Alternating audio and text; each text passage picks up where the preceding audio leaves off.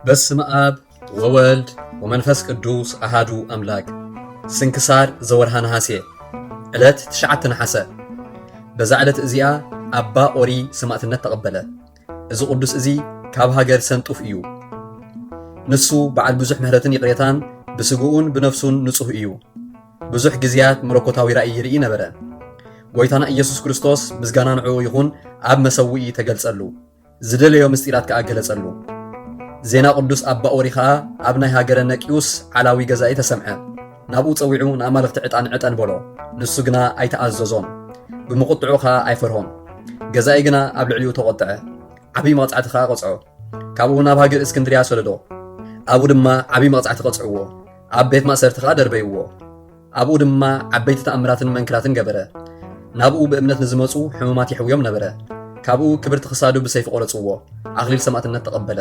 በረኸቱ ምሳና ይኹን ንዘለዓለም ዓለም አሜን። በዛ ዕለት እዚኣ ንጲላጦስ ሊቀ ጳጳሳት መዘከርትኡ እያ። በረኸቱ ምሳና ይኹን ንዘለዓለም ዓለም አሜን።